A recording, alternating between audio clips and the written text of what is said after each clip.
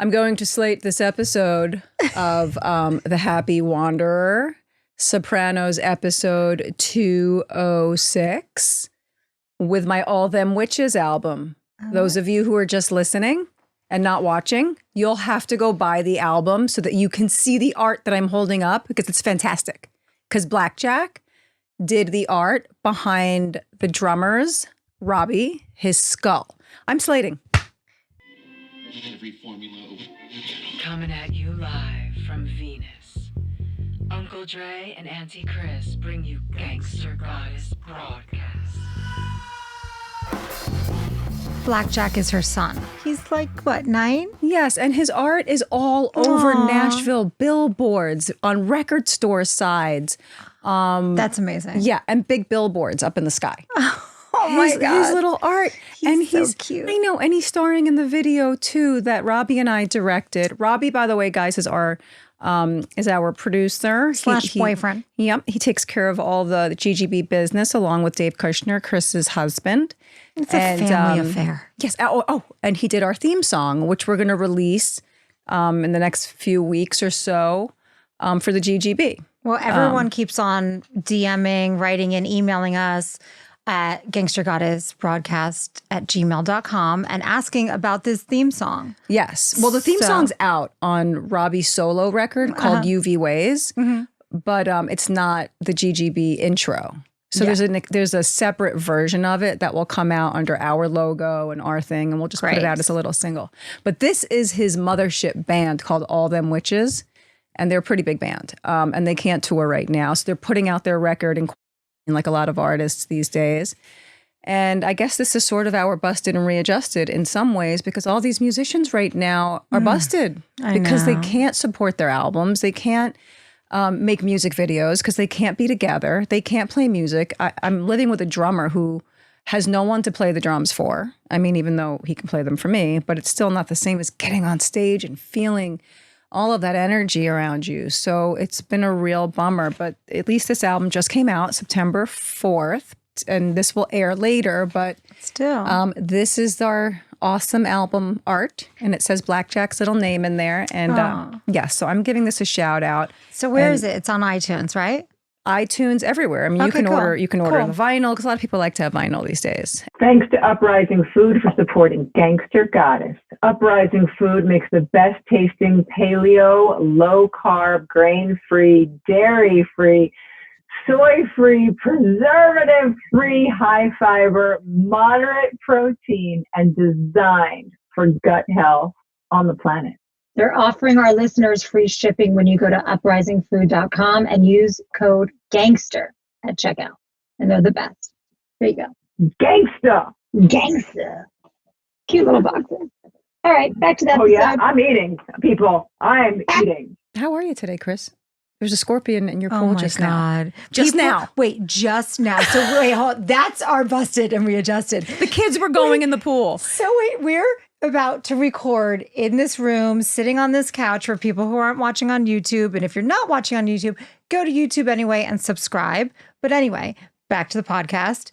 We're sitting here about to record on the mics, and all of a sudden my husband yells, "There's a scorpion in the room." Oh, and they want Chris.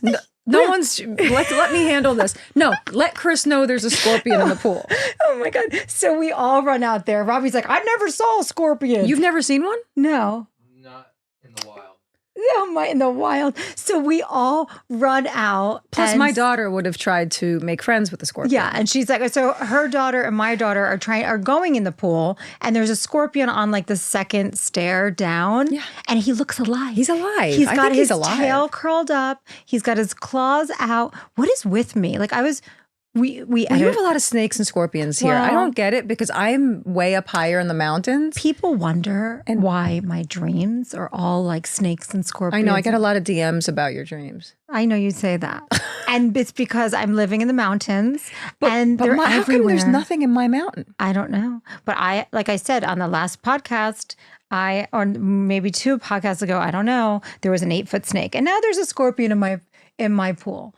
So that's crazy. This house is like the wild.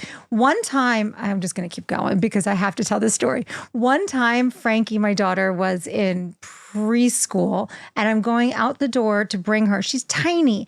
And I open the front door and I walk out on the step and there's the cutest little mountain lion cub. Oh. And I was like, oh my God, it's so cute. My neighbor's walking by. She's walking her dog. She goes, get inside. Go inside now. The mama was close. She goes, if he's around, the mom's close. Get it. So I grab my daughter. She's tiny. And I scoop her up. I'm like, oh my God. You're the deer. mountain lion now. You're the mommy mountain lion. Oh my God. It was crazy. Anyway. Wow. Yeah. So that's why I have these dreams. It's nothing deep. No, you're a Pisces. You have deep, weird dreams. I mean, this guy with his dreams. Yeah, my probably. Pisces boyfriend. And then Bama. Sometimes I want to shut off my mind. Sometimes I'm just like, enough with the dreams. And like, I think this episode relates to that. how? Well, if we jump really far ahead into the episode, which I don't even know why I'm doing that because we haven't even gotten through the intros But who cares? yet. I just want to go. But because I think Tony Soprano, when he talks about therapy and the happy wanderer, these are people that walk through life without fully being awake. And when you have that awareness of your innermost consciousness, or whether it be through symbols and dreams or whatever, you can't quiet that, and you have so much unrest. Oh, I know. Let's intro. Welcome to Gangster Goddess Broadcast. Oh my God. With Uncle Dre and Auntie Chris. I had to think. It's so hot outside that I don't know who's who right now. It's brutally hot. We are in the mountains. The scorpion went in the pool to get cool. Okay, so it's 109, I think, today in the mountains in LA, and that's where we're located. And so now I'm like, everyone, make sure if you go outside in the backyard, close the doors. There's snakes and scorpions. I have put the fear of God or hell, whatever, into my kids with the snakes and scorpions. We have an ant infestation right now. I'd rather. Are you kidding me? No, but they're crawling all over me when I'm on the couch. In the bathroom when I was peeing, and I was half asleep, and my eyes were groggy, and I'm sitting there on the toilet bowl. I'm staring at the ground. And I'm like, am I seeing correctly? There's ants crawling up my leg, ants on the floor. They came out of nowhere. Trey, I would take an ant over a scorpion or But these are thousands. I don't mind. I went and ordered all those terror traps. I can't deal. Well, you have to do something. I get it. And then you can't leave any food out because they'll not get the food. Ugh. That's anyway. like a Florida thing, or in Jersey, Florida. The heat, though, right now is highly unusual. I pretty much was positive that by 4:30 in the morning we were going to have an earthquake. I know. The kids were ready. You said that the other day, and now you've put the fear. Well, because when the temperature spikes or drops 10 degrees like that, it was so unusual. I know. So the earth needs to just kind of take a breather. Global warming. Speaking of the show, shall we dive? I need my glasses. Okay. For our deep dive. By the way, that review you sent me last night. Oh. That was really something else. Can I read it? I was going to ask you if I could read it. Okay, go ahead. No. Now I know we're reading it. Let's read it. I just wanted to make sure someone read it because I feel like that really, it gives me, there are some days where we're like, should we really be doing this? A lot of this started with being knowing that we really couldn't work and do anything else. And we already had another deal with a company where we were doing a Soprano podcast before. Made Women. And then when that was, Made Women, which you could watch season 1 if you ever want to, but or listen to it. But we weren't sure if we wanted to keep going once our contract ran out. We were like, do we still want to do this? And then we ended up leaving and doing it by ourselves. We were so that's crazy. So yeah, our reviews are really, I know we're slow and, growing because we're small and it's brand new. But we're really, floored by our reviews. I have to say, I'll speak for myself, but I know for you too, because when I send them to you, it really makes my day to see a good review. Yeah, I don't read them, so I don't know. But when you send them to me, I'm always like, wow. And so I think that we're just going to keep reading the special ones. They're all special, but the ones that really stand out, I think we're going to do this. Just in case you guys didn't know, we're pretty awesome. Read it. You want me to read it or you read it? Here, you read it. It's a long one, so I'm going to read it really fast. Okay, go. There, and then swipe right. I'm going to go really fast. I just had to. You guys seriously give me chills with the analysis you provide for each individual scene in each episode. I love how you take time to relate to most significant moments of the show to your own personal journeys because, as Dre is always saying, it's the everyday regularness of life that the show is really about. And I appreciate that with a piece of art as important and transcendent as Sopranos, you take the time to really verbalize how life imitates art and vice versa. Aww. And when I hear you two reading into the genius of the show and extracting the same universal truths from the same scenes as when I watch it, it really is amazing to feel that unity with other people and the human experience just by appreciating a piece of art. Your chemistry drew me in, but your insight into the oneness of art, life, and spirituality is the kind of content I think people really want to hear today. You got another avid listener out of me. Who are you? Can you please identify yourself? What does it say on top? And can we bring you on the podcast for like a 20-minute spot? Gabrielle. Oh. It's Gabrielle. Hi, Gabby. Thank you, Gabrielle. Hi, Gabby. Keep watching. Gabby? Gabrielle. Thanks for tuning in. I mean, these reviews like this make my day. Anyway, Gabrielle, thank you so much. Keep listening. Yeah, that really... Keep writing us. We'll read all your... Yeah, we'll only read yours, Gabrielle. I'm just kidding. Right. A lot of them have been really amazing, but this one was really in-depth. Yeah. I guess because we go so in-depth. But now there's a lot of pressure on us to perform for this particular episode, and I don't really know if we can hold it all up. That's okay. She likes to relate to. We'll relate. We'll go in depth. Let's do it. Okay.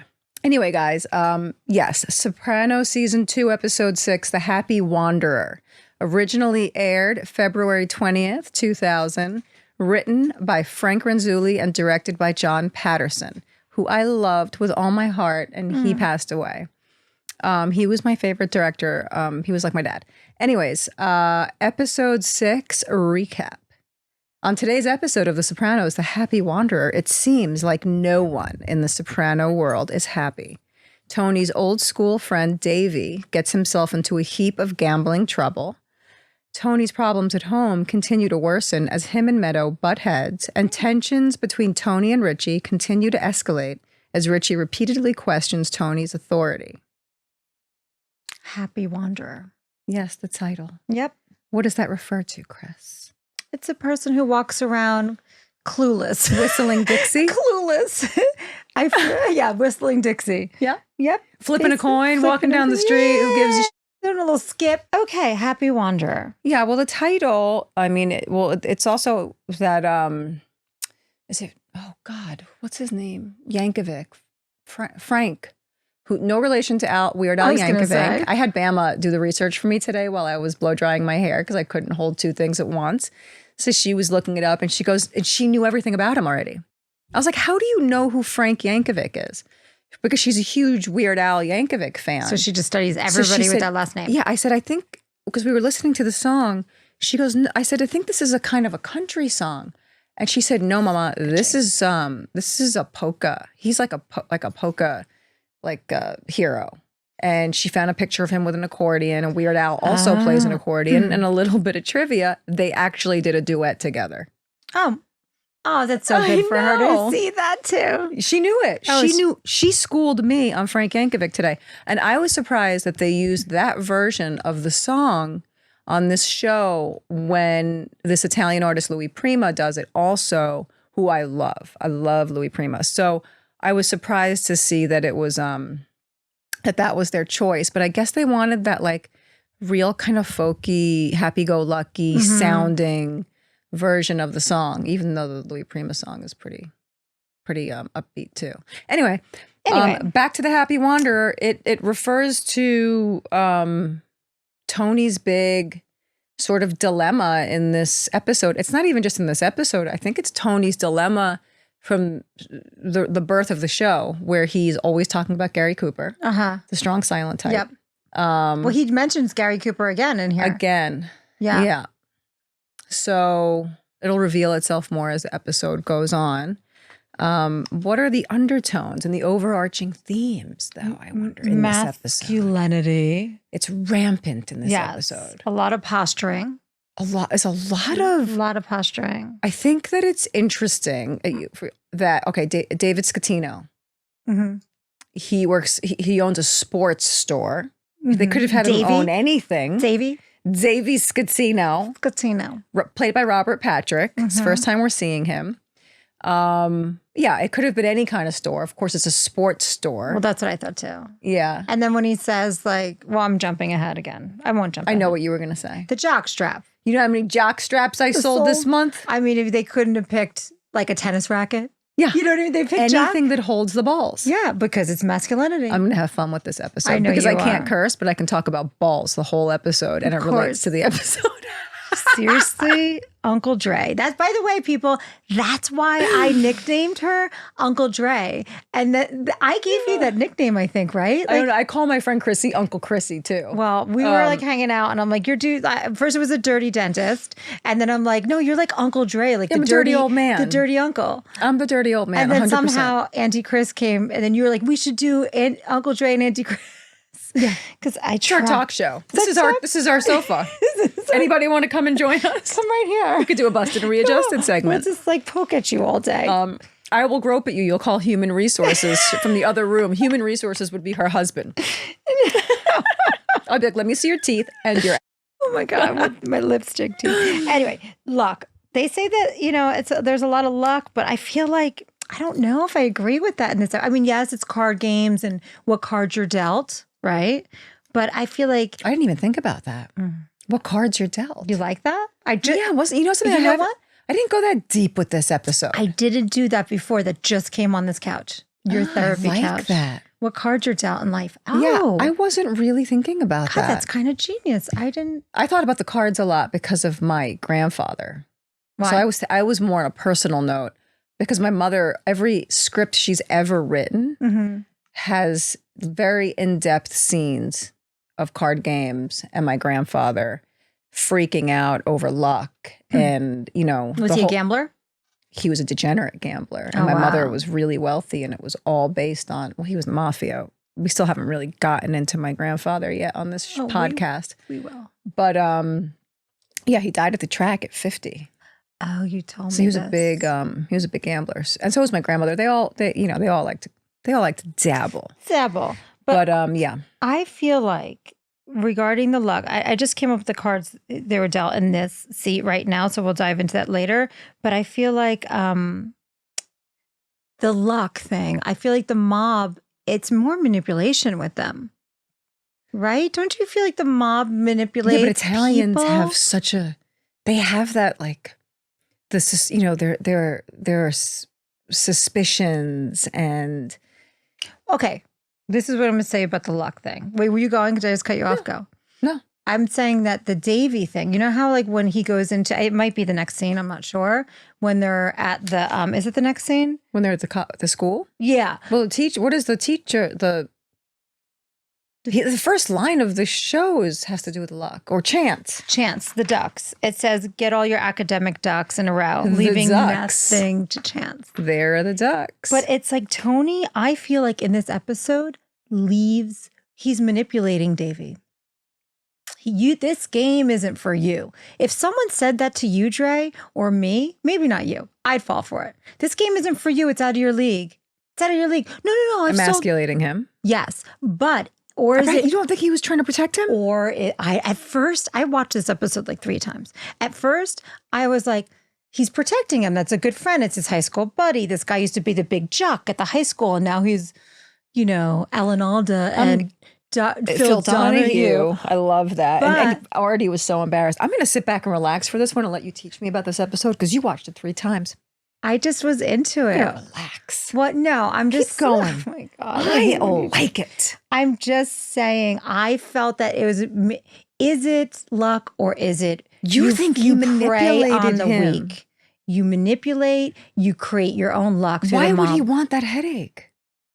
I think in later episodes, it might even come out.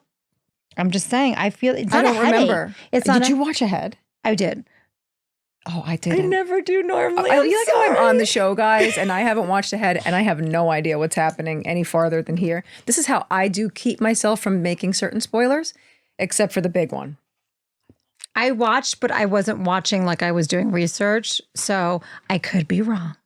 But I did. So you think that he was manipulating him all along? A little bit, yeah. like tempting him to definitely join. But the guy wanted to join the game. He could have just let him join. Didn't fight hard when he showed up at the hotel.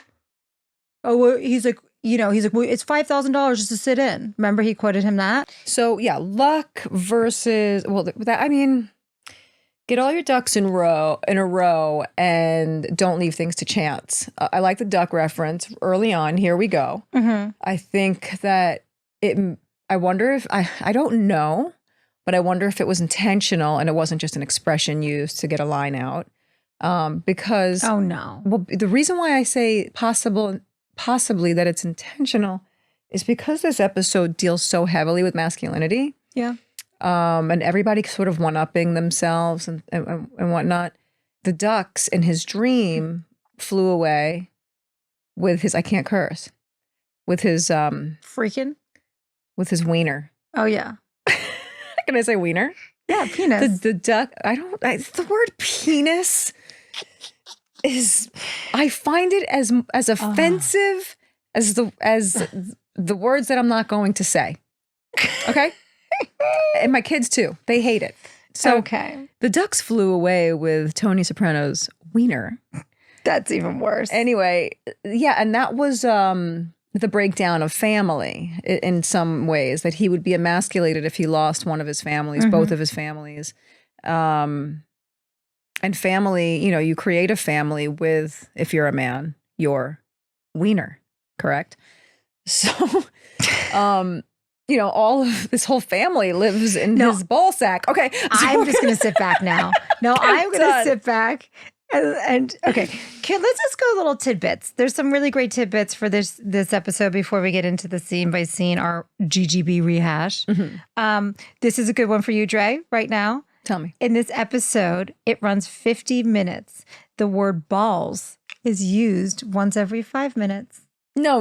Yes, it says like the reference of someone's balls between their legs? That's part of the research. It Wait could a be second. wrong. It's not Wait, when you watched it 3 times, were you watching it just to see about the I didn't. the balls? You counted how many times they said balls? This is research. That's why you watched it 3 times. Yeah. Because you wanted to see how many times they said balls. Here we go. No. So anyway, it might not be balls in the legs, but they said that it was said like once every 5 minutes. That's not for me. That's something I read. I don't know if that's true, but it sounds great. James Gandolfini won his first Emmy for Outstanding Lead Actor in a Drama Series for this episode. For this episode?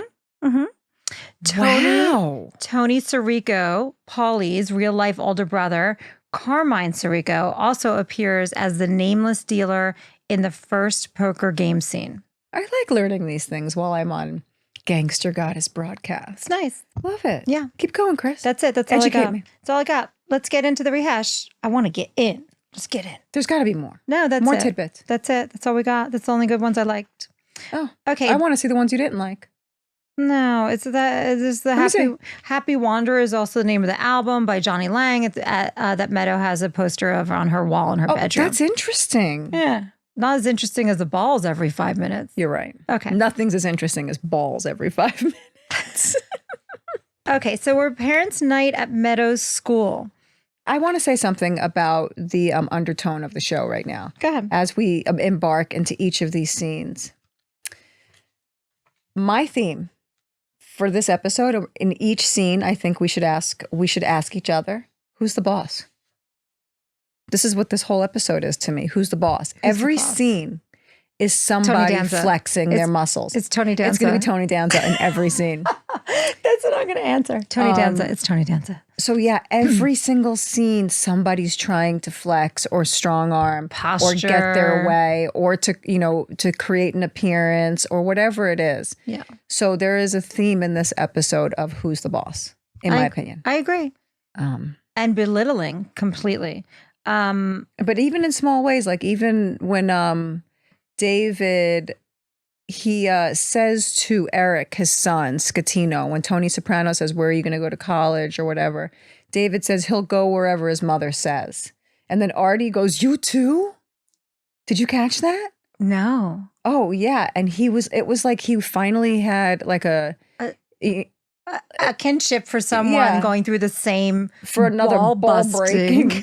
Yeah, another wife with a broomstick. Yes, totally. Because Carmine. I would love it if you had called her Carmaine. No, I'm always going to catch myself now, by the way. I might mess up instead of saying F up. Why is this? I might mess up. I'm going to catch it because I've learned my lesson, girl. Carmaine. I learned my lesson, Carmaine. Okay. Carmaine, that's like some southern sounding I thing. love I that, like Carmaine. it. Come on now. Okay, so Davey heard through the grapevine that Tony is taking over Junior's game. Oh, well, you're jumping ahead. Oh, I'm in we're here. No, it's all right, fine. I'm Go. in it. Go. Yeah, and so Davey... He wants in. He wants in. Who's the boss? Who's the boss? Who's the boss there? I feel like Davey thinks that Tony and his family are the happy wanderers. You think that Davey thinks that Tony is because he's got it all made and He's got money. He's the boss. Who's the boss? Tony Soprano. and no one would ever know And based guess on who- appearances. And guess who's the degenerate gambler? Guess who's the guy that's always down on his luck? It's Davey. So for Davey to look at Tony and Meadow, and she's going to this college, they have all these cars, everything else. Maybe in his eyes. Yeah, but when I was even surprised when we got to Scatino's house, how affluent his home was. I mean, it was like he has the exact same house next door to Tony Soprano, Well, basically. he owns a sporting goods shop, so. But he's also someone who has no self-control. And Tony does. An intense amount of self-control. Well, I'm not going to jump ahead, but I have something to say about that for sure. Oh, boy. I'm glad that I can sit back and relax. Anyway, back to the school. Well, I guess we can probably just... I mean, yeah, he says the Alan Alda thing and the Phil Donahue I thing. love which it. is- Phil Donahue and Alan Alda. And they used to be like Joe Namath and Will something. I guess some other sports guy. Well, I think they were like bigwigs back in the day. And now they're, well, that's why. That's why he thinks Tony's a happy wanderer. Tony seems to be in control, even though he's not, of his own house. And these two men are beaten down by their women. A little bit. Yeah. And he also comments later on when he goes to the shop to collect his money. You think I'm the kid that you used to pick on the bus or make fun of on the bus. I know. But then again, who would have made fun of Johnny Soprano's son on the bus? Well, I You know what I mean? think, yeah. And he makes a reference to like, do you want me to show your prom picture? Oh, he does? Yeah. Davey says, would you want me to show him your prom picture? And back in blah, blah. Where was this? It was right outside the executive game before they were going. And he's like, I got a prom pictures. I believe someone can write in if I mess that up, but I believe that's where it was. Yes. Oh, right. Well, now we're in Melfi's office. This is the first time we're seeing Lorraine after she's all battered and bruised. And then the choice to have him say something that's not even, I want to smash your face into a wall. He says, I want to turn your, what does he say? I want to smash your face and turn your face into a hamburger? What does he say? It was, to me, it was off-putting. It was like so, I don't know. It definitely made me pause. Like, what's going on for him to lash out at her walking in like that? Well, it's not about her. It's not about and her. she but, knows that. But he directed it to, it just like to put her name first in of all, there. she's been afraid of him on so many occasions. She's let him come back under Yeah. the conditions that he's not going to threaten her He's anymore. testing her again, though. He's 100% testing her in this scene. And then she tests him in the next Melfi scene. Yeah. Which is pretty, choices, we'll I get question them. Okay, all right. We'll get there. So he says he's angry, right? That in this thing. Yeah. She's like, what are you saying? Why do you, would that make you feel better? He says he's angry. And then this is where he talks about the happy wanderer. He says, Tony, he talks about people making him feel like a loser. The guy's walking down the street with a clear head, the happy wanderer. It pisses him off. And how he would like to rip their throats out. I think everything, and this is one point I wanted to make upon watching this, everything for Tony is black and white. And it's just the same as like us looking at, we've talked about this before, but people with social media and the grass is always greener. Those people have the life. They must be happy. One person wrote in to us, and it happened to be one of a friend that I haven't spoken to for a long time in high school. His name's Kyle. Hi, Kyle. But Hi, Kyle. Hi, Kyle. But he said he watched our I think it was a Drunkisode, and then I was talking about my family, and he's like, wow, I had no idea that you were going through all that. He's like, I thought you had the perfect life in high school. I went to high school with Kyle. Appearances. And he's like, I thought you had the perfect life. He's like, he said that he was jock, really good at football and everything. And he said that he was going through his own stuff. And he's like, everything looked like perfect. And to hear that and you guys opening up about everything, he said everything's a mess. Everything's a mess. Just like our GGB song. Everything is. I just mouthed the F word, guys, Yes. for those of you who can't see. I like that you did that. But anyway, behind closed doors, no one has. No one knows. No one knows. And No one Tony, why does it? He's. No one knows that you were sitting on the toilet this morning taking a morning dump. Okay, we're cutting that because that's just like so left field. Come Robbie, on, I mean, time coded. No. It's My so point. stupid. You're so stupid. My point I'm cutting is, that out. no, You're not going to we're watch not. it. I am. Oh, I mean, Yes. please. I'm talking about the fact Thanks, that Robbie. it's real. Like it's real. Like there's no. People are human beings. There's no Everyone's got- veneer. All these beautiful girls you see on Instagram, whatever. Everyone's all your got- bosses that are tough, holding a gun to someone's head. First of all, they were all little kids once, and they all take 1 to 2 craps a day. come on. And there is a vulnerability to that. Okay, that's all I'm saying. Okay, moving on. So I the was jerk offs and talking douchebags deep, and you bring leaving it this to office. Crap. It's not that it's not deep. What I'm saying is, and I think you and I, go ahead, you can go and slash everything you want out of an episode that I might say, but the bottom line is, this is the real. Yeah. There's no. Well, I feel like everybody's actress sitting here, talking about the Sopranos, like thinking, people think that I'm loaded. People think I'm really rich. People think that I have the perfect life. Am I blessed? 100%. Do I have the perfect life? No. Am I trying to strive to be better all the time? Both of us, you having had an illness at some point, Yes. All of this stuff, and always having to keep your just trying to stay alive. Well, I feel like in this society, and I'm just as guilty as the next, is everyone compares their insides to people's outsides. Yes, And big that's time. what the Precisely point. what I was saying, Chris. Oh my God. Jeez.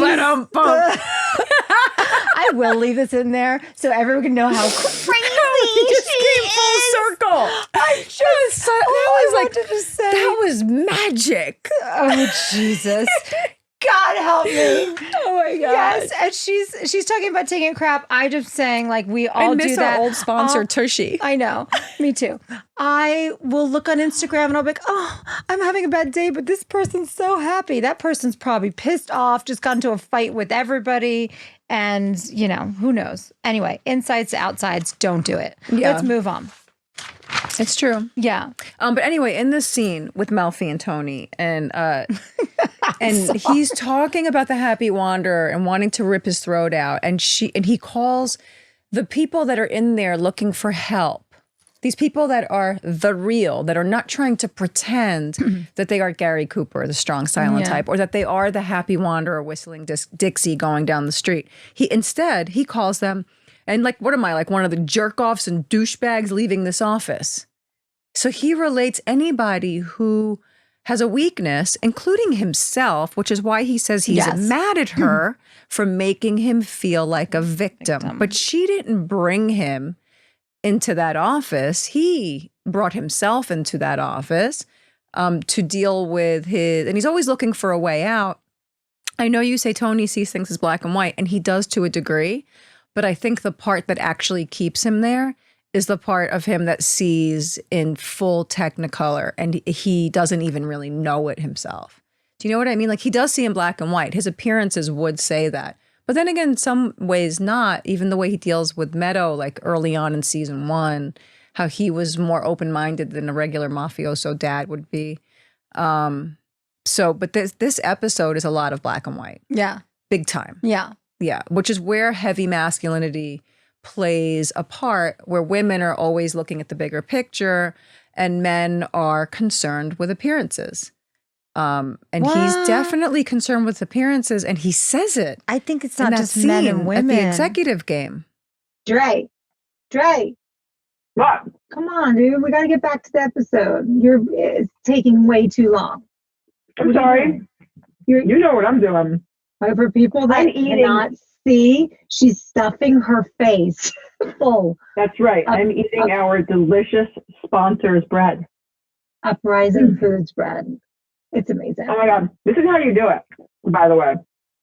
This is how it's done. I'm showing it to you guys, but those of you listening don't know that I have the most crazy mixture here with this thick, fluffy, dense, yet chewy, grain-free bread. First of all, grain-free bread is usually a brick. This is not a brick. This is the most delicious bread ever. And here's the situation with bread. I can't live without it. Oh, hello. I got the box. You have the box. They deliver those to you right to your door. 4 or 6 boxes. You put the ones you're not using in the freezer, and then you put the one that you are going to use in the fridge. See, I'm using it. And here's the thing about grain-free and preservative-free breads. They suck. They usually suck. And you want to usually mask them with whatever food you're going to dress it up with. The thing about Uprising Food bread is I like to eat it solo. I like eating it just the way it is with my olive oil. Did you toast it a little bit? It looks like you toasted it a little bit. Did you? No. Well, it was in the fridge, so I heated it up a tiny bit, but it's cold now. This bread doesn't need anything. That's the thing. You don't need to dress this bread up. I mean, I like mine toasted with a little bit of butter. I know they're offering our listeners free shipping when you go to uprisingfood.com and use code Gangster at checkout. I'm sending it to everyone I know. It's delicious. It really is. And it's great that you can just pop it in the freezer and take it out and just heat it up and eat it. Yeah. It doesn't go bad. It really is the only snack I eat when we're doing our show. Cheers. Salute. We're back in the episode. Our camera shut off. Salute. So Chris got us drinks, and now we're going to get hammered for the rest of this episode. Watch out. We had a snafu.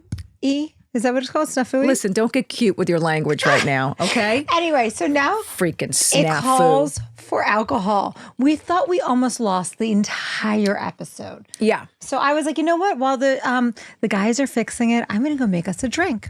So here we are. Oh, hair in my Okay. mouth. So we're at the card game. Listen, producer over there in the corner, don't get hammered and make sure that everything is still running, right? He knows. Take off your pants. You guys are cute. Here we go. She's objectifying him. Masculinity. Oh, right there. Ain't nobody more man than this man over there. I'm talking about you. You are the first man I've ever met. Oh, I will say it. I will say it out loud. You guys are cute. Like a well-rounded man. I've been with many men that have had their masculinity, but this guy, there's no the insecurities aren't running rampant. No, I can see in it. his life. So we're going to talk about Robbie like he's not in the room. Yeah. But Hi, Robbie. He's when you meet a real man, and I definitely know that because my husband too. Like when they're vulnerable and not scared to show all those sides, that's security. That's self-confidence. yes, big time, big time. Okay, so we're at the card game with the guys. We meet Vito. It's kind of like it feels at low level compared to the executive card game. I know. I'm always going to just mess with your mic too. Yeah. Okay. I like it when you mess with the mic in my mouth, Chris. Here we go. This is but we see Vito Spatafore there. That's pretty new. We see Davey Scatino. He's borrowing money already from Always. Richie.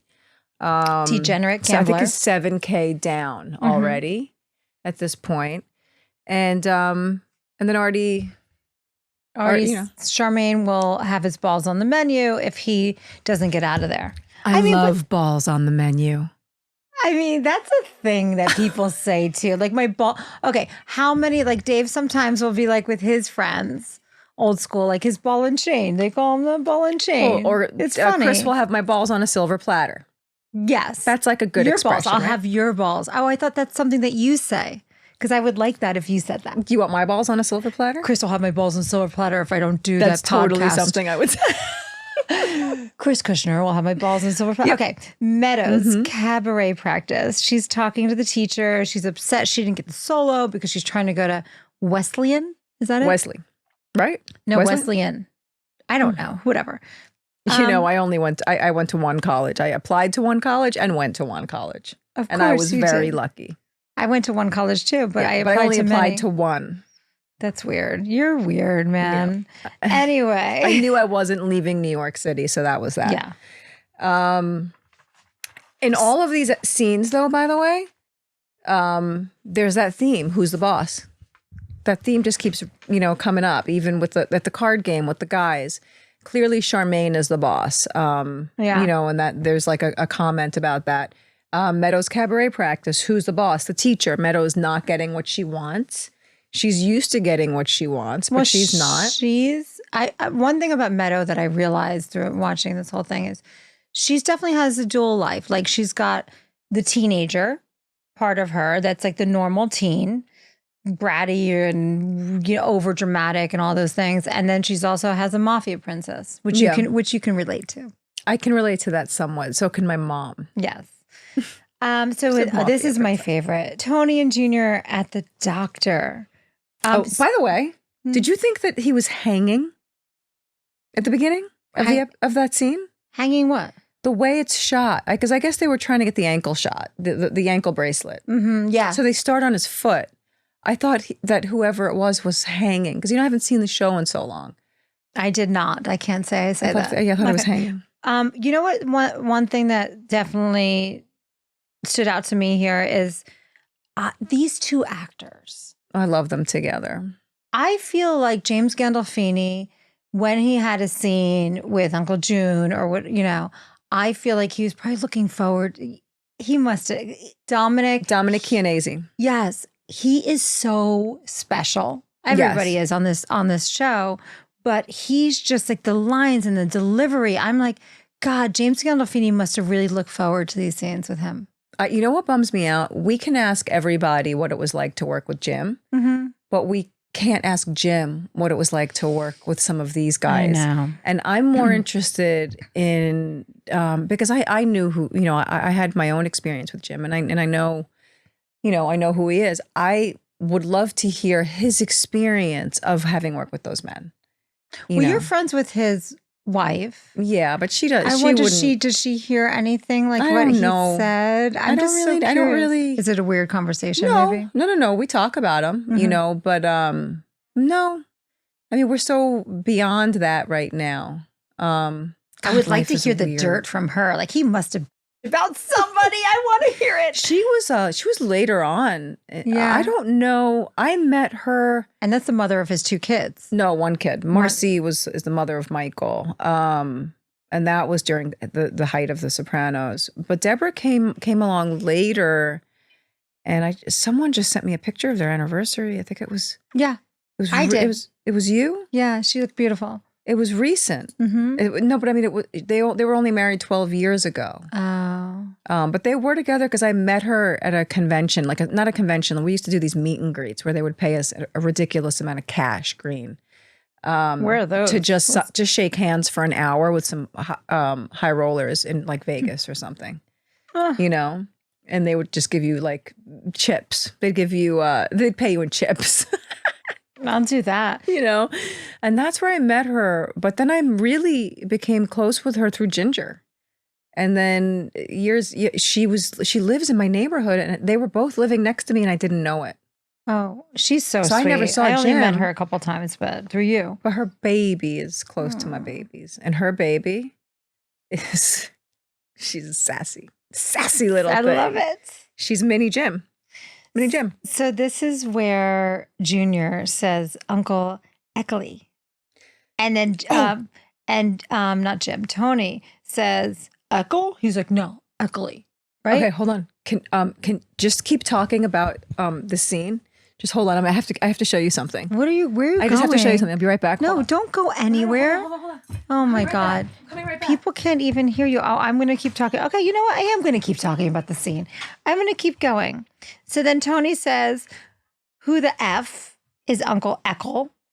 And he says, your father and me had a brother and you didn't know. But thank you, Robbie. Robbie just said it. Yes. Her boyfriend, our producer, just sat in her place. Would like to present the Echoley Award to Robbie Stabler. Thanks, What is guys. that? You have to talk Are in you here. spilling? Yeah. I ruined all my notes with my drink. It's okay. Oh, I'm sorry. But wait, we can't blew hear it. Dre, so you guys have to switch. I'm out. Switch it up. Switch it up. Robbie, you like how I just booted you? Yep. That was real fast. Oh my God, I loved that you sat in. Thank you. You're so sweet that you got my back like that, by the way, and you just sat in. Thanks, Robbie. Amazing. Let's have Can a I? drink. Can I? Yeah, cheers. We're just gonna keep drinking. You know what? I hope people watch this or listen Cheers. on a drinking night, because you know what? We're just gonna keep. I'm trying to turn Dre into a drinker. Let me tell you something. Can I see that award? Hold on. I have to preface this first. So every year, Wait, stop. I love that you brought a prop to brought a our prop. recording. I did it and I forgot about it. So every year we would go to the Emmys. We would go to, it was the Emmys, the Golden Globes, the Screen Actors Guild Awards. And it was like our time. We all stayed at the Peninsula. HBO flew everyone out. It was wild. It was always wild. But every pre-Emmy party, hold on, I can't breathe. She just ran. From running into the other room in during these times where we don't exercise anymore. So we would have parties at Brad Gray's house. He would invite us all to his house. He had a beautiful estate back in those days. And in his backyard, he would set up an award ceremony. Well, it wasn't him. I think it was Terry Winter. I think it was the first year that Terry was with us. And actually, I don't even know if Terry was with. Have we just talked about Terry being on the show yet? Not yet. I think that he was. I think he already started. But anyway, this award is from 2004. It's not from 2000. This show aired in 2000. So 3 years later, whatever it is, they would set up an award ceremony at Brad Gray's house with a blooper reel. Now, we know who Uncle Echoley is, Yes. that he was slow, Yes. that he was as sharp as a cue ball, And So strong as a bull. and handsome like George Raft. Yes. So they would set up an award ceremony at Brad Gray's house as a joke and as entertainment with a giant blooper reel, if I remember correctly, of all of us characters being like in our dimmest moments. Oh, that's awesome. And the Echoley I think the Echoley for nails maybe went to me. So this is the Echoley so she's Award. holding up because Dre only plays to camera, not to Mike. She's an actress.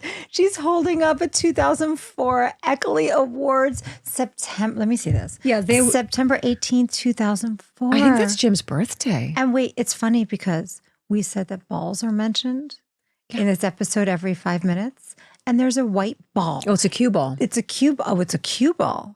And they say that he was sharp as a cue ball. Oh, right? that's really funny. Echoley? This is so great. This is our mascot or And whatever and for it the was, show, for the I episode. found it recently in my house during a sort of a lull in my life, and I gathered all of the things that have just sort of collected dust in corners of the house and stuff. And I made a little shrine out of them because appearances are not always what you think. We don't always have our lives together 100%. No. So I thought I need to shake my life up a little bit because I've become stagnant and things are not going the way they once had been going. So I took all these little trinkets from special moments in my life, even though it was an award for being dim-witted to a degree. And I made a shrine out of them. So this has been next to my bed for the last year. I didn't know where it was before. So yeah, it's there along with Sons of Anarchy memorabilia and other little Soprano And trinkets. Emmys. Well, that's not anywhere where I really can see it that much. I You're hid the Emmy. weird. You're so The weird. Emmy was always somewhat hidden, but not my Echoley Award. Can you guys see this? You guys are weird. So now she's holding it up. Okay, I'm moving on because you know what? There are our listeners too. I know for you listeners, I was just showing an award that it's a cue a ball. fun little thing, a cue ball, yes, about Uncle Echoley, who was Tony Soprano's uncle, who was given away because in those days, yeah, it was easier to, especially in the mafia world, Well, no one knew how to deal with it. We'll talk about that because no one knew how to deal with it back in the day, right? If you had a slow kid, it's just like you just find a home. It's not like you really, like Uncle Junior says, he could have been trained, he could have got a job, he could have. You know what I thought was interesting in that scene? What? So Tony goes, she's saying he was retarded, right? Yeah. I like the way how he says retarded, like that. And then Junior goes, you cute. Or he goes, go f yourself. Yeah. Excuse my F curses there. It's in the scene. And he doesn't want those kind of words spoken about his brother. I don't know if, I don't know. Did I even say And those that? were common words back then. That's the way you would explain things So in those weird. days. Today we're very PC and today we don't use those words. And Melfi even says later on. She says the same thing. She says developmentally disabled, but then she switches gears. She says. And she taunts him. Yeah. But we'll get to that. But anyway, in this scene, he's thrown. Tony Soprano's totally thrown. Do you see the look on his face and the beats that he takes as an actor? Not an actor, but I noticed like before he left the room, that beat that he took before That's what he delivered. we break our scripts into beat. We say beat. We actually write the word beat. You do? Yeah. When a beat changes. What if I become an actor? That would be awesome. No, I'm joking. Completely joking. I just I'm like now I'm like no I look at it with a different perspective because I'm like listening to he's just James Gandolfini was the best. He's fantastic. So anyway, so this is where Junior he announces that like he's taking the game. Yeah. That Tony's like, And I'm they taking the negotiate game. the price. He's like 20%, he's like 15. But when he says 15%, Tony, his face is just, he's got this like But smirk. Junior's face at the end with the shifty eyes. He's great. And the because he doesn't have hair, you always see his glasses. They're not really behind his ears. They're kind of like riding up here. I feel like those two are, as far as acting goes, like this one scene, neck and neck. Like I always thought James Gandolfini was so on point in every scene, and he is, but so is Dominic. Yeah. Amazing. I like what he said to him when they were talking about their feeble-minded brother. I always thought it was you. And I think that's when he says. But it's true. He probably thought because they had two brothers, but no, it's really three. Yeah. And then Tony goes, chi-chi beans. I was like, wait a minute. Someone didn't school him on how to say that. That's chijita beans. Chijita, what's That's that? chijita. They say chijita. Lupini beans. You know those beans that you would pop out of they're like a plastic shell and you pop the bean into your mouth? Uh-huh.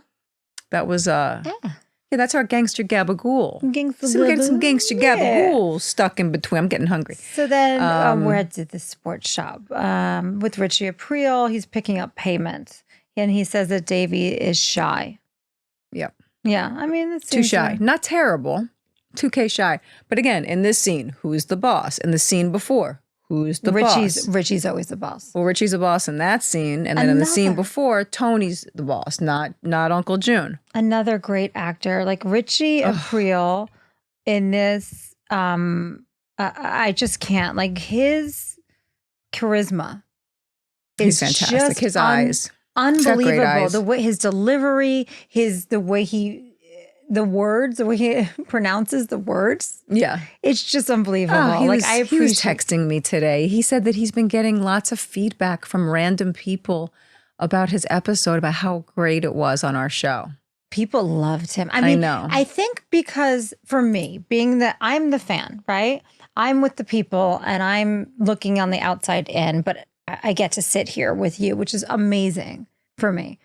But Oh, thanks. you're welcome. I was on another planet. I know you were. But anyway, with Richie, David Preval, you think that, like, and I said this to my husband when I was watching it one of the times, I'm like, this guy on camera is so different than who he is in real that character, and dude. so, but yeah, that's what I'm saying. Like, he's so different than who he is in real life. And for him to be able to play this scumbag, ruthless guy, and he's a sweetheart in real life. So I think that, like, people watching our show and that episode, the David Preval episode, were just as shocked as I was. Yeah. You know? And I think that's why we're getting so much feedback, and he's just awesome. And there's that. Yeah. Okay. Christopher messes with Sean and Matt at the butcher, messes with the scale. I mean, Also, he says he's making fish pizzaiole. I didn't even grab that that. Gangster Gabagool. Hold on. Gangster Gabagool highlight. Fish pizzaiole. Who the hell eats fish pizzaiole? That is disgusting. I don't even know what that is. I'm going to tell you what a pizzaiole is because we make steak pizzaiole in my house when I was a kid. And it is steak. You put the meat in the oven covered in this insane tomato sauce. It is one of the most delicious things ever. But chicken pizzaiole, anything with a white meat with a pizzaiole, not good. Just my opinion. Well, sometimes they do that here, and you've definitely a steak challenged pizzaiole, that. you got to try it. I'm going to make it for you. Okay. I'm going to make it. I You a don't nice even- steak pizzaiole. I don't really eat red meat, but I will that one time. You don't like chicken, but you'll eat the meat when it's around you. I've seen it. I'll eat the meat. I'll eat the meat, Trey. Yeah, you don't like the bird. For you, I'll eat the meat. Madam. So he's tipping the scale. I feel like he just, and I know that like, oh, is he cheap? No, he's not cheap. It's that hustler mentality. Sometimes I negotiate with people not because I care about the money. It's just about the game. It's just about to win. You do? That. Yes. I never do. Always. I'm like, can I just pay top dollar? Okay, so this one time. You can haggle. I wish my husband was in the room. One time, this guy came to my house. We just bought this house. We were putting in an alarm system. It just came to my mind right now. And I remember, before we moved in, and I was like, the guy's like, it's going to be whatever, $1,200 to put your alarm system in or something. And I'm like, nope. And he's like, what? And I was like, no. Somehow I finagled this deal, and it was literally only about my husband's face, who was standing there to show him, because he was like, his jaw was dropped, and then when the alarm guy left, Dave was high-fiving me. He's like, I can't believe that I got him down like literally to like 50% off. And this is why you run the GGB. But to me, because at first I'm like, oh, Christopher's so cheap. He's just trying to save money. I'm like, no, The hustle, just the hustle. This is Chris, what you This do. is Chris Kushner. This is Chris Kushner. It's about the process. It's about getting that high. And like, I just got a deal, man. And like, check me out. Not it's me, fun. man. I'm like, just tell me where to sign. I know you do. That's why I'm here. Just tell me where to sign. And that's why I'm here. You want my credit card? Here, keep it. No, there's a game thing to it, and it's fun, and it's like But he's also awful to the boys. awful. Well, it's a masculinity thing. He's belittling them to show them who's boss, Trey. Who's the boss in this Who's the scene? boss? Christopher. What does he say at the end? Pay for the fish and put the in the car. Sorry, I don't know, something like that. Yeah, because he doesn't want the car to smell like it. Yeah, I mean, but the smile.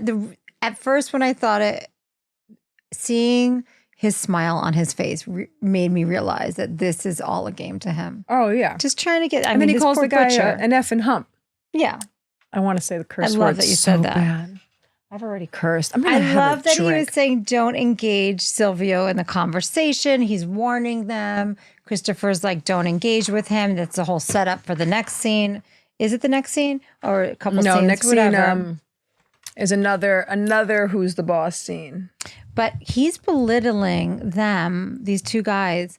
I feel like, it makes himself feel better. It puts yourself, when people belittle other people, it feels like they like lift themselves up. Like, I'm not a part of you. I'm not down on your level. Also, though, him treating those kids like that, he's not a leader.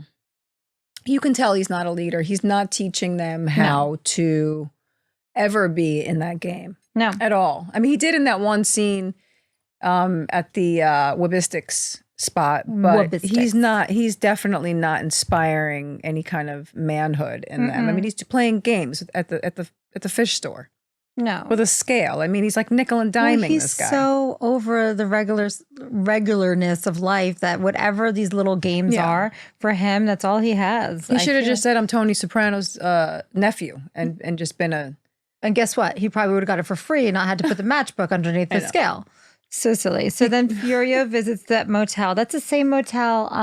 Yeah, it's the same one. The back in the day. Well, it is because the guy's there, right? And he says...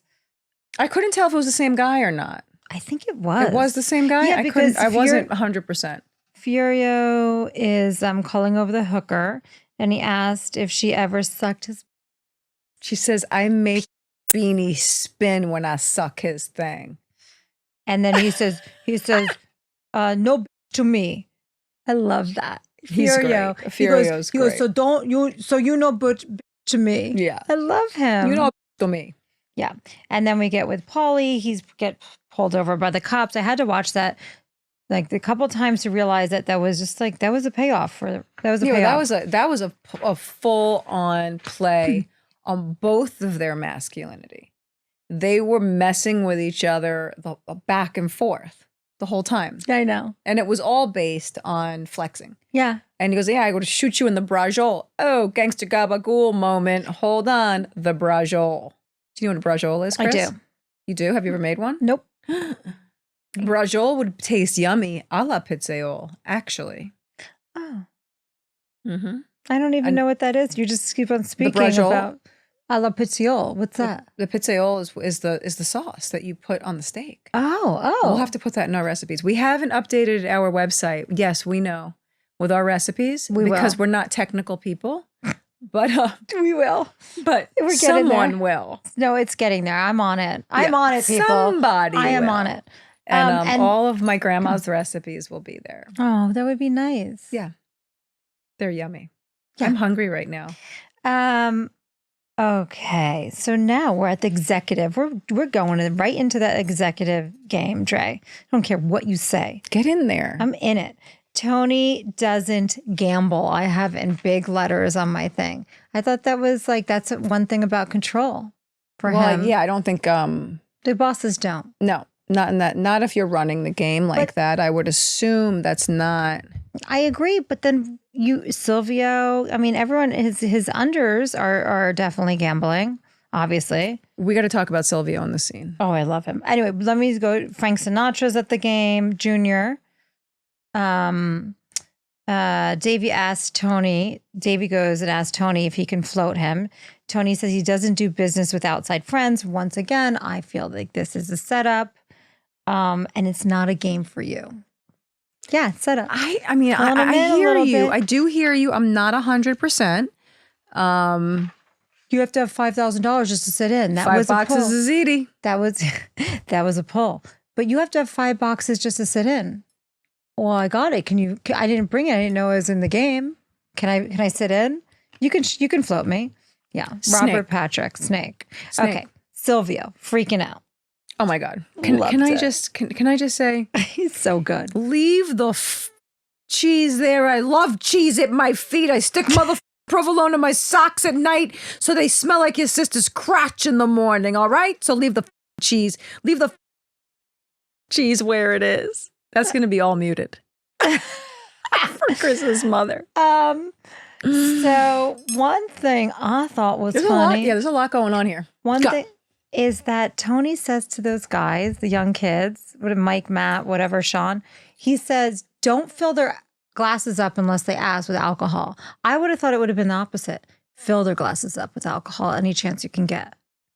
Yeah, but I mean, the only people that he really is going to be on the take from in that game is Dr. Freed, Sunshine, who I guess is the dealer there, but I guess he's still on the take, and Sinatra, because the other two are his boys. Yeah. I wonder if their money even matters. It must, because Silvio, like you said, freaks out. It's serious business there. No, but if they lose, but they're not borrowing money from Tony. Yeah, they're just playing against each other. Yeah, nobody there is borrowing money except for Davey. I'm going to move on. Maybe you're right about that. Maybe you were right. Maybe that was the way to get the 45 G's, but it's not money that he has in his pocket. It's not like it's green. But I just want to say one thing before we move away from the scene. You won't know this. Interesting choice, and it's a tidbit. It's a definite tiny piece of trivia. But Paul Mazursky plays Sunshine. Paul Mazursky is a well-known, notorious film director, and he plays the dealer in the scene. And I even asked my buddy today, were David and he friends, or was he a fan? I still don't know what the story was there, but just so you guys out there know, Paul Mazursky directed movies like Down and Out in Beverly Hills and that old movie Bill, Carol, Ted and Alice.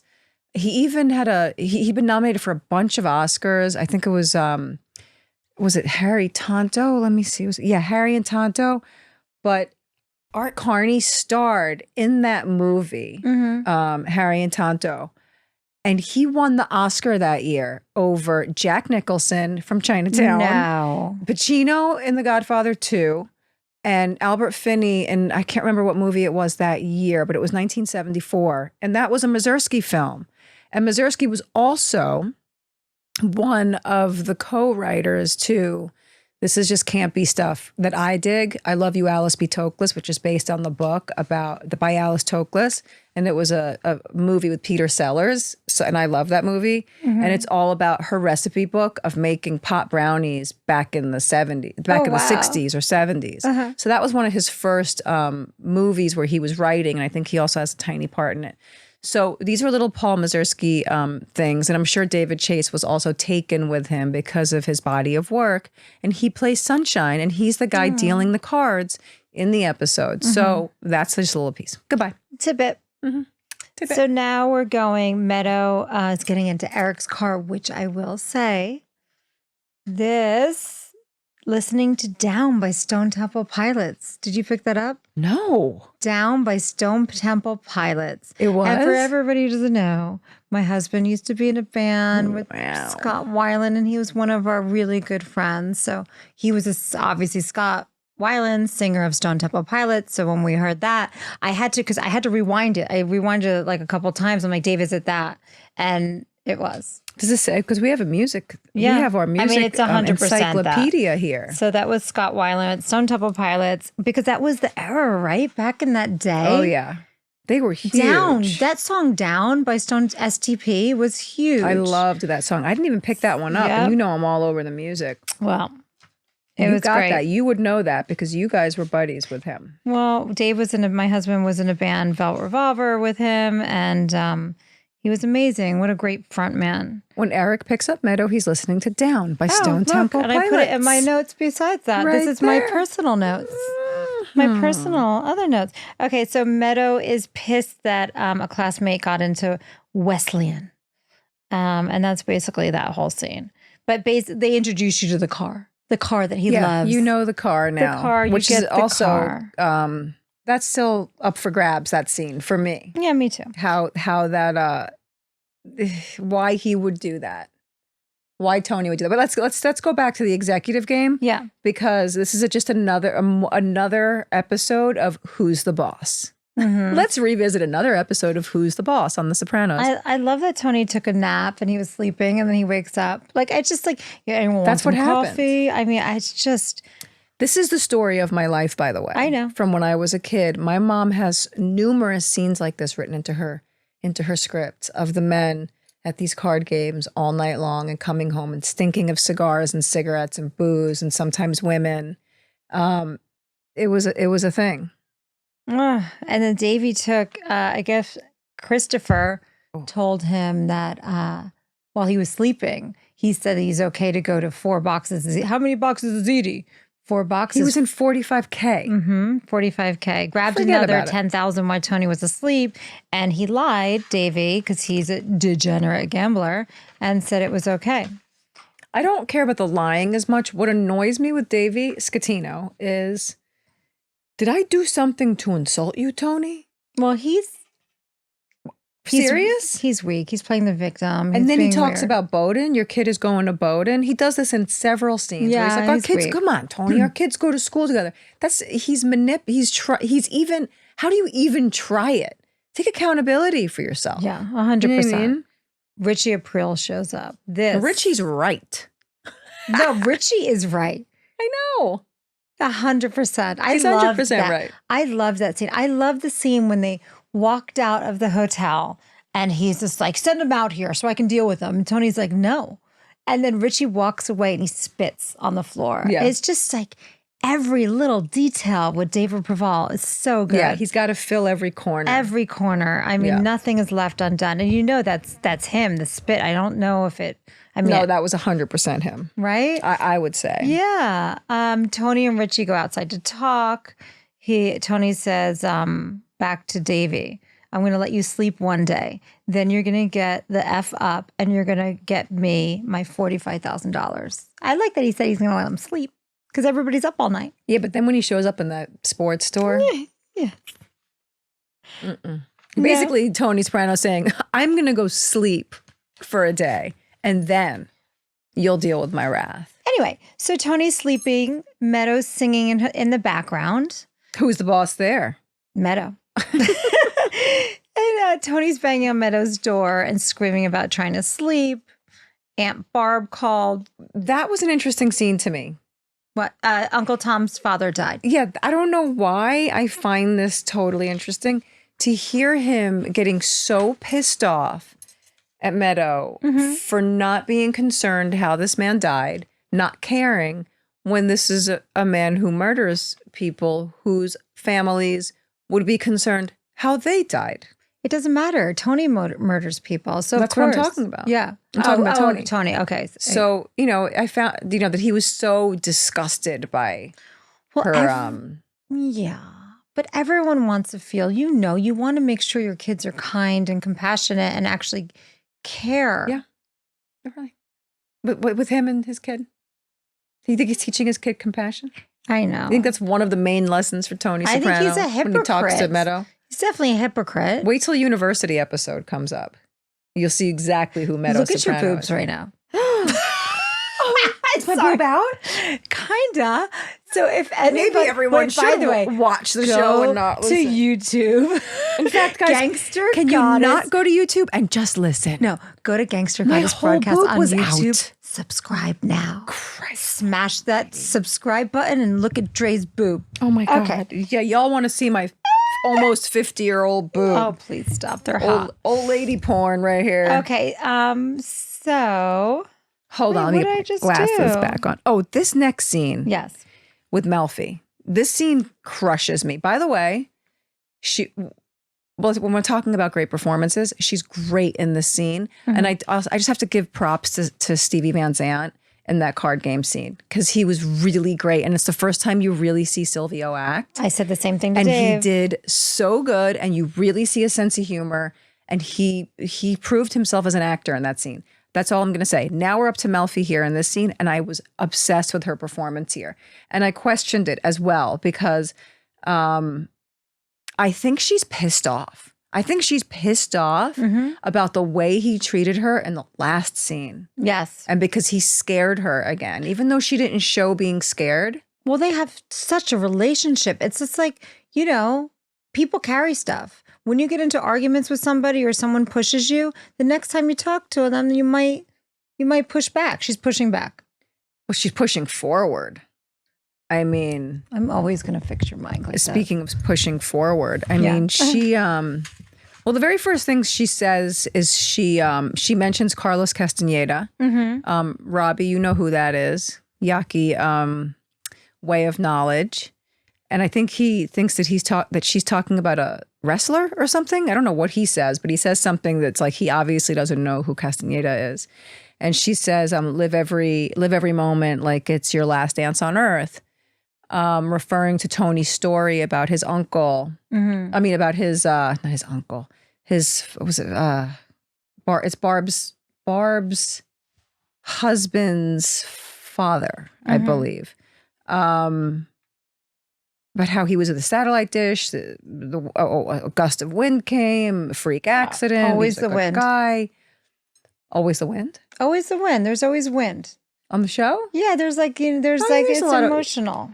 The season finale. Well, I feel like that's how Chase really gets it going. The winds of change. There's winds in there. There's wind. There's wind outside. What was that one scene with Dominic and Livia? Dominic Jr. and Livia. Oh, that was bizarre. The wind's there too. I still have to talk to somebody about that scene. Okay, I derailed us, but let's go back because we're. But yeah, this scene, the way she treats him, where when she realizes that he's going to continue using the word retarded, and that she's not going to use, she says, developmentally disabled, and she says to him, "So he's joined the ranks. He was unlucky about the cousin, about the father. And now that you found out that you have a retarded, and then she reverts to using the word retarded, which she would never ever use. No. Now that you found out that you have a retarded family member, do you feel better about coming here? Is it permissible now? Is it enough of a sad tragedy that you can join the rest of the douchebags? That's what she says to him. She says douchebags? Yes, because he says the jerk-offs and douchebags that are waiting outside your office in the last scene. And she's smirking the whole time. Well, I feel like this just shows because of... but it's a strange choice. She's angry. She just got raped. She's angry. She's pissed at him. She's pissed at everything. She's pissed at him because she couldn't even tell him to come to her rescue to kill the guy who raped her. There's so much anger. Code. Yeah, she's mad at her moral code. She's mad. There's so much behind. But she's so sickened by his moral code, and I guess that's what this whole scene is about. Yeah, but it's like a push and pull. Like she wanted to, and she's like, oh, it's frustrating. But it's still out of place for her. Yeah, because she should be objective, and she's not, and she's taking things personally. Yeah, and blah blah blah. And now we're at the funeral. Livia's crying crocodile tears at Uncle Tom's funeral. I didn't know you give money at a funeral, like a boost. I didn't either. That was weird to me. I've seen that before on the show, but I've never really experienced that's that. Like a wedding thing. I never. I'm just gonna keep drinking. Speaking of funerals, Richie apologizes for rolling up on Tony's game. Tony says, back off and respect the title, you effing jerk off. You like me effing? Major appearances here between Livia and Tony. The two of them are putting on major appearances here. Absolutely. Yeah. Livia with the fake drama, like she really gives a crap about that guy. And then Tony Soprano, Richie's doing the right thing. And he says, I don't do something, how's it going to look? It's like they're like little kids and having to flex and their power. Like literally Tony is acting like a little kid. Yep. With lighting up the cigar and the funeral parlor. Richie's telling him it's not the right thing. Macho. That's another macho move. Like, I'm just going to do whatever I can do. Yeah. Like, I'm going to smoke a cigar in here. That struck me. I was like, he's going to smoke a cigar at the funeral home? He probably owns the freaking funeral home. But by the way, that really made me stand back. But back in that day, 20 years ago, maybe you could smoke inside. We're so used to... Not a cigar, though. Maybe. That's 20 years ago. Yeah, that's 20 years ago. You might have been able to smoke inside. Now we're like, what is he doing? He's flexing. Yeah. Maybe he wasn't flexing. Maybe that was... Well, he said to him, you're not supposed to smoke in here. Oh, he did. Okay. But even the next scene with Janice and Richie, it's the same... It's a continuation of the same thing. And you do see Richie trying... She eggs him on. Trying to be more understanding about the situation, trying to make some sort of peace. I know, I liked Tony Richie. Soprano, but I found the scene also really interesting because, all right, again, who's the boss in both scenes? Janice. But even Richie, to a degree, felt like the boss to me in that last scene because Tony was wrong. The posturing is all BS. But he is the boss, and then Janice is the boss in this other scene. But the real boss in the back seat, Livia, and this whole scene is a mirror. You see Livia in the back seat, and you see Richie and Janice are nothing more. They're exactly the same as Junior and Livia. I'm just gonna stop talking now and go for a nap because 100%.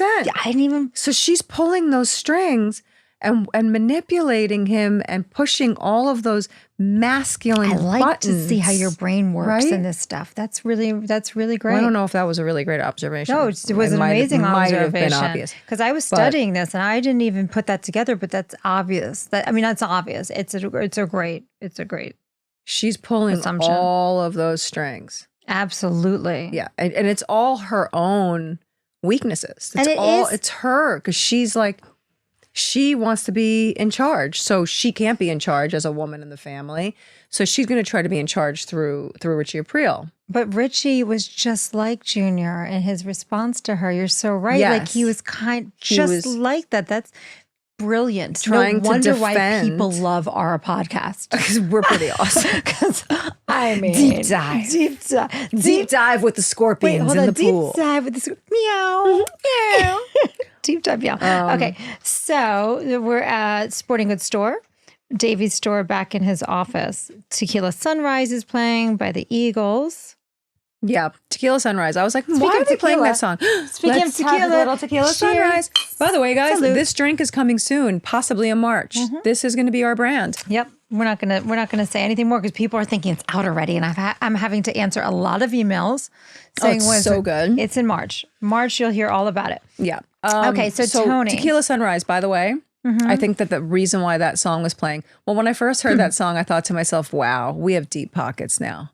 The Sopranos has deep, deep pockets. Oh yeah, the Eagles. That song probably costs more than my weekly paycheck. No, I'm sure the Eagles are not cheap. They were on the same level. Yes. Actually, you know the whole story with the Eagles. With they didn't have a publishing deal or something. Something crazy. There's a crazy story there. You guys can all look it up and you guys can tell us what it is because I kind of have forgotten it. But they did not get royalties on the Hotel California album for years until they could get the rights back to that album. I wish my husband was in the room. He knows that story. There's a story behind that. I don't want to mess it up. But Tequila Sunrise, they're up all night playing cards, and I think that song is kind of appropriate. That the sun is coming up, and they're, and this guy has made a mess out of his relationship to Tony Soprano. I think the first line is even about being something with a friend or something. I don't know. I don't have it written down, but Tony says, "You think I'm still that kid on the back of the bus?" I think you said that already. Yeah, flexing. And then Tony makes him stand up and punches him in the face and chokes him. Yeah, he's angry. He turns his face into hamburger. Yeah. Like Melfi. So then Davey goes to, this was a great scene. Everyone on the show is like, the acting is ridiculous. You love Johnny V. I love John V. Ventimiglia. He's great. He was great in this scene. Yeah, he has a lot of hand this is it. It's for here. me, it's the nuances. It's all those little things that I'm noticing now. Watching it as from this perspective, it's so good. Yeah. He was great. So he tells Artie. I think Chris is finding a new appreciation for the show. I really am. She got sucked into the Soprano rewatch thing. I said to Dave, I'm like, listen, I got sucked into this whole You're going to be a super fan. Podcast thing, honestly. And I said, but not by me, by the way. It was a company that sucked us both in. I got sucked in. We both got sucked in. I got sucked in first. We were supposed to be doing alcohol only. I sucked her in after I got sucked in. I'm like, I think we could do it, whatever. But then it was like in the beginning, to be all honest and transparent, because that's what we are. It was a job. And I said to Dave today, my husband, I'm like, I'm really enjoying watching these episodes and doing this now. I'm like, they're deep, finally, man. I'm really like getting into I love all of it. Honestly, like I'm only supposed to watch You're one gonna be episode. a super fan now. I kind of already am. I'm watching one episode and then I'm not supposed to watch the one after, and I just can't stop it. I keep on watching. Yeah. I keep on watching, and I'm like, this is so good. Great. Like, it's just, now I understand. I get it. With all these super fans, I get it. I get you. I understand it. And Artie and these actors, amazing. Yeah. So these two guys are both emasculated from their wives. It's Alan Alda and Phil Donahue at Vesuvio's. Yeah. And he says he's got to put a new roof on the restaurant. His wife. He's like, yeah, I don't think so. He's like, wait, Tony? You were Tony? He freaks. So good. That'll probably play itself out later. I don't really remember. And then we're back at Davey. Oh, this scene made me feel so bad for his son at Davey's house when he's like, I told you not to go off-roading. What a jerk. What a posturing scumbag. The fact that he had to make it like it was his accountability. Rule, no accountability. It was his rules. You broke my rule. I'm going to be the boss of you. He's desperate. This is desperation. This is like a drug addict. Who's the boss? This is like drug addict. Who's the boss and here? Who's the boss? You know what? The kid's the boss because the kid's going to know the truth one day. Yeah, the kid's going to hate him for the rest of his life for this one move. Yeah, it's a bad move. It's a bad move. But a lot of things were sold in my family's world that we just found out about. What do you mean? Remember that story that we just found out? I'm not allowed to mention it on here, but Why? maybe we'll mention it in a separate episode. No, when my parents had to sell all my grandmother's jewelry to pay off a certain mob boss that had close relations to us that we had no idea about. Anyway, Is that moving the story on. you told? Oh, I think I understand what you're Yeah, talking so when a lot of about. things get sold, but at least they had consent to sell all this jewelry. There was no consent here. He took a car from his kid and sold it. And I'll never understand this move. Which one? Which one? Well, I probably will understand it, but it's still new to me because the shows are always new to me, no matter where, when, or how we do them. Why he would take that car and give it to Meadow immediately, knowing that he's making his child a witness now to his crimes. Gambling. Yeah. It's No, not a witness to the crimes of Davey Scatino, but that her father is a Shylock. Yeah. So she's now a witness and a participant in his my diamond, my engagement ring fell off a truck. And it's been. Well, it was your grandmother's, right? It was I have all their engagement rings and they were all stolen and they were all used as our, rings for whatever. Pass them down. So yes, I understand. But giving the car to your daughter, who is your duet partner right now, who you're close with, and the kid, obviously the son is not going to know what's going on to a degree until Meadow picks him up in the car. Why would Tony Soprano do something so tumultuous and damaging? It puts him back on that level. Like he's just it's out of control.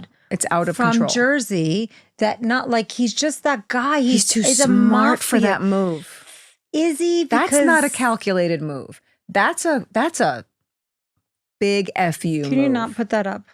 The finger again. That's a big. I couldn't say it. I know. So I did it.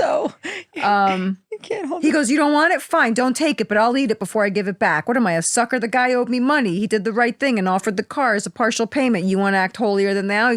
You right ahead. Wait a minute. But you're not giving. I'm messing up these lines. Doesn't matter. I'm gonna take it and sell it to and use the money to buy clothes and food and shoes and CD players and all the rest of the shit I've been buying for you since the day you were born. Everything this family comes from the work I do.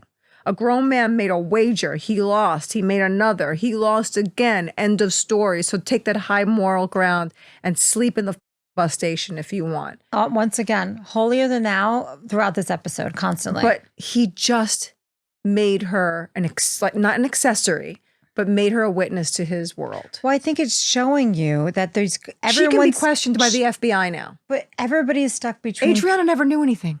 Everybody is stuck between two worlds. Carmela. I was going to say Carm. I can say Carm. And now Meadow. Yes, you can say Carm. I was going to say Carmel. I'm hammered right now. I'm just kidding. So, but she's like that. Like I said earlier, Meadow is half mafia princess, half teenager, and it's showing you like not only is Tony stuck between these two worlds with the ducks and the family and his mafia, and now he's exposing Carmela and Meadow to the same thing. They're stuck. I mean, it's all. Yeah. They're all stuck. They're all trying to be normal.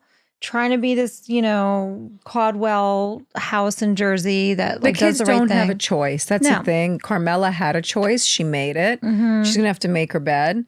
And then at the school performance, I where hate the kid, how this ends. I know. He says, "F you and your gangster father," and he walks out on her. Well, I just hate that she wanted the solo so bad for college, like brat, and then she got it. And she got it through. Instead of Tony Soprano strong-arming the teacher, which would have happened in maybe a different scenario or a differently written script, she still got it through the his spoils. Crime. Yeah, because she's his criminal life. But I just don't like that the only person that knew why she really got the solo was Eric, the boyfriend. Well, here's the thing. The fact that Carmela says, "Oh, must have been a thing of luck." What does she say? Yes. She says that she doesn't, that the two of them don't know why. No. He's not performing. Says, that's a lucky break. And that's a lucky break. That they don't know why he's performing. Come on. Come on. No, I don't think Carmela knows. No, she must know. She knows they got the car. You're right. You're actually right. I take that back. These are a couple of beats from me that I had a moment. Mm-hmm. Well, listen, I'm never going to put the show down. But those were just little moments that I said to myself, food Dre, did you say food for thought. Did you say, And Dre? you know what I think now? Did you talk to yourself? I said, Close it out, kid. Oh, I love how big these are. I don't even need my glasses. know. That's it for season 2, episode 6. Tune in next week for episode 7, D-Girl, where AJ begins to question if God is dead. Christopher rubs elbows with a few Hollywood types and gets notes on his script. Jon Favreau. We spent a lot of time together in that episode. Uh-huh. My friend Todd Kessler wrote it. Uh-huh. Todd Kessler would go on to... You got to tell this. No, save this for the next episode. Go to your iTunes and check out Mickey and Sylvia's Love is Strange. That was the song playing at Vesuvio. It's one of my favorites. It's fantastic. But don't forget, while you're at iTunes, listen to All Them Witches. Do you like? I love talking at the same time as you. Check out my Instagram and find out more about our music video coming soon. Actually, it'll be out before this episode. So you might want to go check it out after. Yeah. Goodbye. See you next Tuesday. That's filthy, Chris. Gangster Goddess Broadcast is a UV Ways and Monkey Mind Music Group production. Executive produced by Drea and Chris and theme song by UV Ways.